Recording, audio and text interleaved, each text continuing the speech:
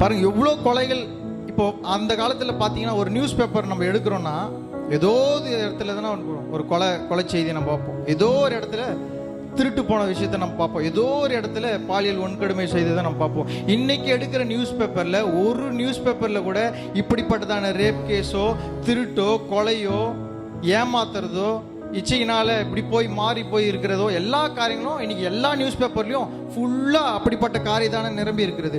தஷ்வந்த் அப்படின்ற ஒரு மனித உலகத்தில் வாழ்ந்த ஒரு மிருகம், ஒரு 6 வயது குழந்தை என்ன பண்ணியிருக்கிறான், ரேப் பண்ணி பாலியல் வன்கொடுமை பண்ணி 6 வயது குழந்தைய பாலியல் வன்கொடுமை பண்ணி அந்த குழந்தைய அப்படியே எரிச்சிருக்கிறான்.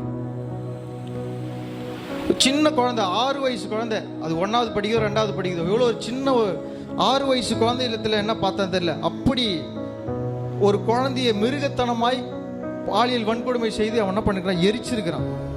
பொள்ளாச்சியில் நடந்த அந்த பாலியல் வன்கொடுமை அது நமக்கு எல்லாருக்குமே தெரியும். எவ்வளோ ஒரு பாவம் நிறைந்த உலகத்தில் தான் நம்ம என்ன பண்ணிருக்கோம், வாழ்ந்து கொண்டு இருக்கிறோம். இது எங்கேயோ யாருக்கோ நடக்கிறதுனால நம்ம என்ன பண்ணுறோம், நம்ம சாதாரணமாக கடந்து போயிடுறோம்.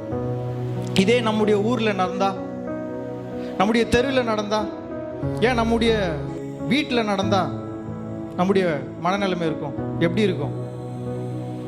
அப்போ நம்மளுக்கு எப்படி வாழ ரொம்ப ஆசையாக இருக்குமா, வெறுப்பாக இருக்குமா? இப்போ சொல்லலாம், நம்ம வீட்டில் இப்படிப்பட்டதான காரியங்கள் நமக்கு, நம்முடைய குடும்பத்தில் நம்முடைய குழந்தைகளுக்கு இப்படிப்பட்டதான காரியங்கள் நேரிட்டா நம்ம இந்த உலகத்தில் வாழறதுக்கு ரொம்ப ஆசையாக இருக்குமா, இல்லை ஏண்டா வாழறோம் என்று வெறுப்பாக இருக்குமா?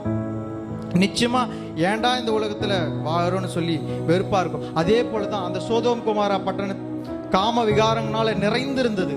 அப்போ லோத்து தன் இருதயத்தில் வாதிக்கப்பட்டவருமாய், தன் இருதயத்தில் குத்தப்பட்டவருமாய் அந்நாளிலே நின்றார்.